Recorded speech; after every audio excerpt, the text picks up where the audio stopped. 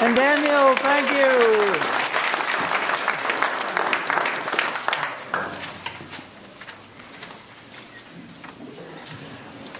Well, a real warm welcome and thank you for coming to this very important discussion. All through, I think, the country, in many places, there are discussions happening on college campuses, in seminaries, in government offices, about this issue of drone warfare. They're talking about the reality, the legality, and the morality of this robotic warfare. And no doubt, I've been thinking that probably the most visceral conversations that are taking place on the desert floors and valleys of Pakistan and Yemen and Afghanistan, where the people upon whom the bombs are falling have some ideas about drone warfare as well. It's a very current topic. Even yesterday in our newspaper, we're awaiting a court decision to see whether or not the American people can have more information about this drone warfare business. And as you know, it's a subject that's covered with secrecy to a large extent. And one of the things that erodes democracy probably more than anything is secrecy. We don't know what's going on. It's pretty hard to be a good voter. The issue, as Daniel said, is also germane to Colorado Springs, because as we speak, Fort Carson is preparing to be a host to killer drones, and they are preparing to be a center for drone warfare. So this evening, here at Colorado College, we join in some of those discussions that are going on across the country.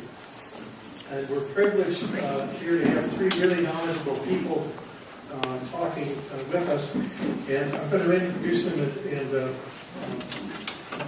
particular order here, except I'll start with Kathy Kelly, who is a frequent visitor to Colorado College.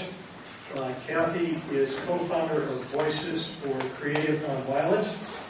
And more than 25 times, Kathy led delegations to Iraq against the American sanctions of those kinds of trips to bring toys and medicine to Iraqi children. Most recently, she just returned from a 14th trip to Afghanistan, where she's working with women's self-help groups. And I think what inspires her perhaps mostly is working with young people, teenagers who have lived their whole life in war zones and are trying to make a better life for themselves and doing some wonderful things.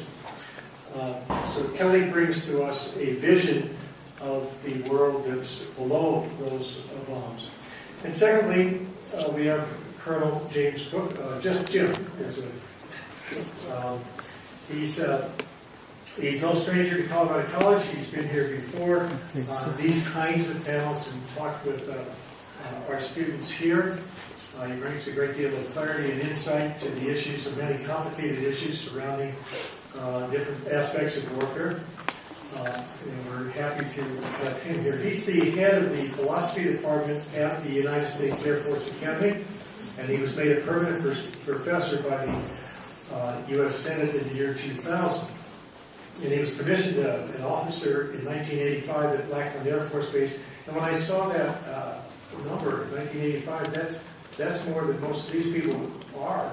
Anybody here born before 1985? And he's done some communications and computer-related positions, both in the Pentagon and with NATO.